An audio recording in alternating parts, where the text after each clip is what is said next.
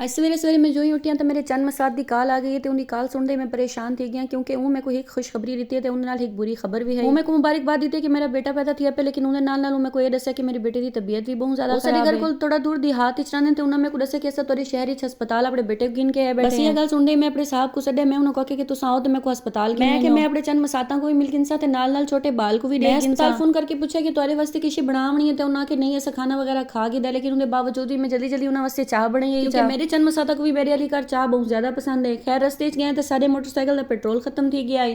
वातों के बाद अस जल्दी जल्दी पेट्रोल पंप ते गए तो अस अपने मोटरसाइकिल पेट्रोल पवाया आई चाह। मेरे साहब उवें भी किते मैं को मेरे रिश्तेदारों को गिन के वजना हो तो उन्होंने अपना ही पेट्रोल खत्म थी वैंदा है। मोटरसाइकिल का पेट्रोल तो दूर की गल है। मरियम नवाज साहब जेडी वन साफ सुथरा पंजाब वाला सिलसिला शुरू किया तो इवें लगता है कि सारा मुल्क जल्दी पैरिस कम ते उन्होंने बहुत ज्यादा दाद देनी पौसी क्योंकि जेड़े वेले भी वनो रोडां ते हुण सफाई होंदी है ते हस्पतालां तो बहुत ज्यादा सफाई होंदी है। लगसा कि हस्पताल आके तो इंसान को इवें लगता है कि जिवें कोई ठीक ही कोई नहीं, सारे ही बीमार इन पे। बस अल्लाह ताला कहें को भी हस्पतालां च नकी नावे ते हर कहें को सेहत तंदुरुस्ती बहुत सारे लोग धूप ते प्लाटां च बैठे हैं ते काफी सारे लोग तो सुते भी पे हैं, शायद राती अपने मरीजां नाल जागदे रहे। उसने मैं अपने मसाद को पहुंच के कॉल की थी ते उसा को गिनन वास्ते आ गया। मैं को दस्या कि बच्चा उत्ते वाले वार्ड शिफ्ट है पिया। बस ये गल सुनदे थोड़ी बहन दे 7 तबक रोशन थी गए हैं। बड़े होके सीढ़ियां चढ़ के मैं उत्ते वाले पोर्शन पहुंच गया। मैं तो मेरी मसाज जल्दी जल्दी मेरे हाथ तो चाह छिक गिर दी। मैं को के चाह बाद पी में तो मैं को बेबी दिखा, बेबी को ऑक्सीजन लगी पई है तो वार्ड शिफ्ट ही पिया ची तमरना क्या को भी अलाउ कहना है। सभी बेबी वास्ते ढेर सारी दुआ करनी है कि अल्लाह ताला इको सेहत तंदुरुस्ती ते लंबी जिंदगी देवे ते कमेंट बॉक्स विच आमीन जरूर लिखे ताकि मैं को पता लगे कि तुसां दुआ कीती है।